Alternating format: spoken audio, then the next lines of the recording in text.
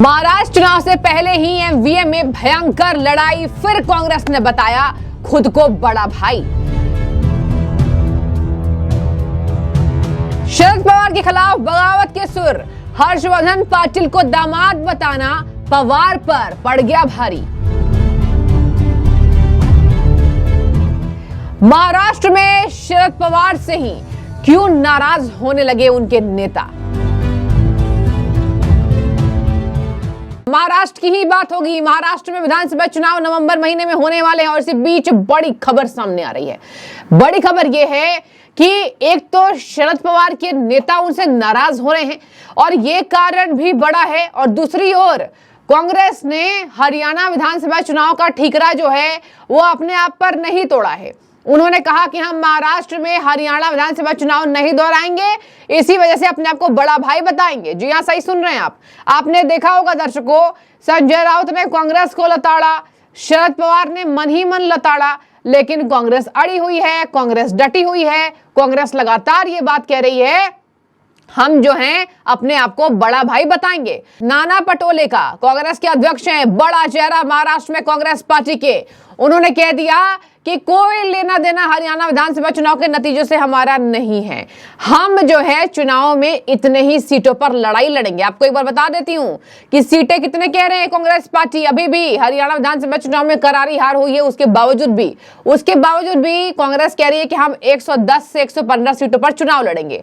दर्शकों, शरद पवार की पार्टी 80 से 85 सीटें मांग रही हैं और कहा जा रहा है कि सीट विवाद को लेकर कोई बयान हमारे बीच नहीं है और ना विवाद है। उन्होंने दावा किया है कि हम ऐसे ही लड़ेंगे जैसा हमने सोचा था।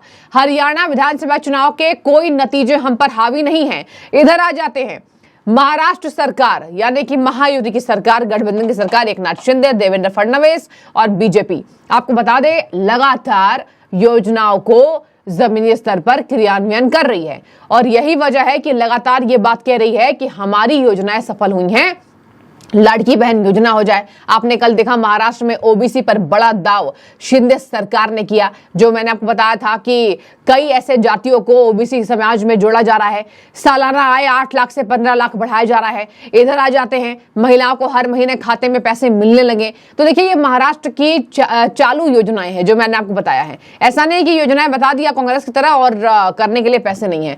महाराष्ट्र में शिंदे सरकार ये बखूबी कर रही है। महाराष्ट्र विधानसभा चुनाव को 1 महीने में शेष नहीं है और इसी बीच ये बड़ी खबर सामने आ रही है कि शरद पवार के नेता उनसे क्यों नाराज हैं। दर्शकों, हर्षवर्धन पाटिल बड़ा नाम है, उन्होंने झटका दिया, देवेंद्र फडणवीस के करीबी थे, आगे शरद पवार गुट में। शरद पवार ने उन्हें बारामती का दामाद बता दिया तो भड़क उठे पवार के नेता। जी हां, आपको बता दें, शरद पवार के नेता जो हैं, जितने पार्टी में अंतरकलह के सुर तेज हो रहे हैं, कहा जा रहा है कि शरद पवार ने जिस तरीके से इन्हें तवज्जो दिया है, हर्षवर्धन पाटिल पर नेता नाराज हैं, उन्हें वापस बुलाए जाने पर नाराज हैं। अब ये होगा ना। आपने देखा होगा दर्शकों, महाराष्ट्र की बात करें तो पिछले चुनावों में भी अदला बदली के सुर तेज रहे, जिसके बाद कहा जा रहा है कि लोकसभा चुनाव में थोड़े से झटके महायुति ने भी खाए, इस वजह से कि बातों को जनता पचा नहीं पाई कि आप पाला बदल रहे बहुत स्पीड से। और इधर आ जाते हैं, महाराष्ट्र में शरद पवार के दामाद बताने पर शरद पवार के गुट के नेता ही भड़क रहे हैं, कह रहे हैं कि ये हम बर्दाश्त नहीं कर पाएंगे। आपको बता दें, कुछ नेताओं के नाम हैं जहां कहा जा रहा है कि उनसे ही शरद पवार के नेता नाराज हो गए हैं। कहा जा रहा है हर्षवर्धन पाटिल की मौजूदगी पार्टी को रास नहीं आ रही है, यही बड़ी खबर है। स्थानीय नेता, यहाँ पर वयोवृद्ध नेता शरद पवार, जो कि यहाँ महाराष्ट्र में कहा जाता है और राजनीति के भी चाणक्य कहे जाते हैं, उनसे नाराज चल रहे हैं। आपको बता दें, यहाँ पर कहा जा रहा है कि नाराज नेताओं ने परिवर्तन बैठक का आयोजन किया। जी हाँ, सही सुन रहे हैं आप, नाराज नेताओं ने परिवर्तन बैठक का आयोजन किया, जिसमें से काफी भीड़ जुटी थी। पार्टी के स्थानीय नेता अप्पा साहब जगदाले ने कहा, कार्यकर्ताओं ने हर्षवर्धन पाटिल के खिलाफ निर्दलीय उम्मीदवार उतारने की बात कही। ये है बगावत के सुर, बुरे फंसे शरद पवार, कांग्रेस भी यहाँ पर बुरी फंसेगी। बता दें आपको, ये बड़ा झटका महायुति भी दे सकती है, क्योंकि महायुति ऐसे चेहरों पर दाव लगा रही है जो कि महाराष्ट्र में जीत के पताका लहरा पाए। यही वजह है कि आप देखिए दर्शकों, लगातार महाराष्ट्र में अमित शाह जा रहे हैं, संबोधन कर रहे हैं। हरियाणा चल रहा था, उसके बावजूद भी महाराष्ट्र में ही वहां पर वो जमे हुए थे, डटे हुए थे, अड़े हुए थे। और बता दें आपको, पवार के खिलाफ परिवर्तन बैठक उनके खिलाफ नेता निकाल रहे हैं, जहां पर कहा जा रहा है कि नेताओं को शरद पवार की राजनीति अभी रास नहीं आ रही है। अब देखिए, शरद पवार भी मजबूर है। शरद पवार को लग रहा है कि हम ऐसा करेंगे तो हमारी पार्टी को मजबूती मिलेगी, विधानसभा में हमें कैसे भी करके महायुति को हटाना है, मायावती को हटाना है और हमें फिर से सत्ता पर राज करना है। लेकिन यहां पर अगर पार्टी के दल बदल नेताओं की बात करें तो ये बात नेताओं को रास नहीं आ रही। उन्हें लग रहा है कि फिर से धोखा मिलेगा। इसी में बड़ा नाम है हर्षवर्धन पाटिल का। बता दें आपको, विद्रोह की आवाज जनता तक पहुंच चुकी है। कहा जा रहा है नेताओं के द्वारा, हमारी आवाज को कोई रोक नहीं सकता है। अप्पा साहब जगदाले ने कहा, बड़े नेता हैं, पूरे महाराष्ट्र को नुकसान होगा, ये ध्यान रखें। एक और बात बता दूं, इंदापुर निर्वाचन क्षेत्र से सोनाई परिवार के मुखिया दशरथ माने ने कड़ी टक्कर दी। दशरथ माने ने इस निर्वाचन क्षेत्र से चुनाव लड़ने के इच्छुक हैं। दशरथ माने ने सांकेतिक बयान दिया है कि इंदापुर में यहां पर 110% विद्रोह होगा। उन्होंने कहा, बहुत बड़ा विद्रोह होगा, हम स्वतंत्र होकर 100 नहीं 110% चुनाव लड़ेंगे। दशरथ माने ने मतदाताओं से वादा किया है, अगर हमने फॉर्म नहीं लिया तो हम जेल में बैठेंगे, लेकिन आप हमें अपना वोट दें। तो ये देखिए, लगातार बगावत के सुर शरद पवार के खिलाफ उठाए जा रहे हैं। शरद पवार तो छोड़िए, कांग्रेस के खिलाफ खुद संजय राउत उठा रहे हैं।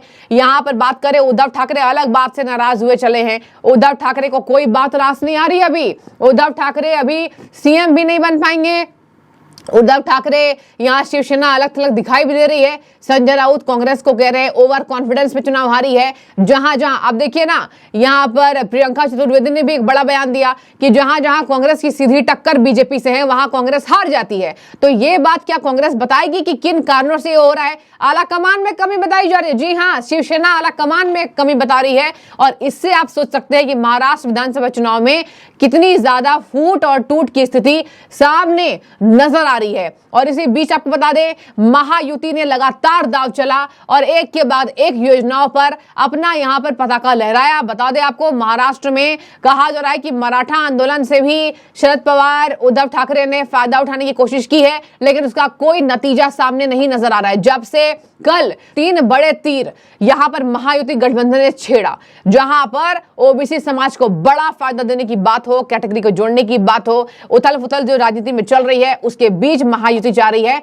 कि हरियाणा विधानसभा चुनाव के बाद पार्टी गदगद है तो गठबंधन को फायदा मिले। लेकिन देखिए, विधानसभा में अलग अलग नेताओं के सुर होते हैं और विधानसभा चुनावों में लोकसभा के उलट नतीजे आते हैं। लोकसभा में आपने देखा कि यहां पर महाविकास आघाड़ी को फायदा मिला था और महायुति को कई जगह झटके मिले थे, जिसके बाद से ये पूरी तैयारी शरद पवार की है कि हम ही जीतेंगे। नाना पटोले अपने आप को बड़े भाई बता रहे हैं, वो पीछे हट नहीं रहे हैं। इन्हीं सब बातों से यह समझ में आ रहा है कि महाविकास आघाड़ी में भयंकर लड़ाई अंतर कला है और ये विधानसभा चुनाव के नजदीक आते आते और बढ़ती जाएगी। ये खाई कांग्रेस वर्सेस उद्धव ठाकरे की हो चुकी है। ये खाई उद्धव ठाकरे वर्सेस शरद पवार की है और शरद पवार भी कांग्रेस से हल्के नाराज चल रहे हैं। और अब स्थानीय नेता ही पवार का साथ नहीं देंगे तो क्या होगा?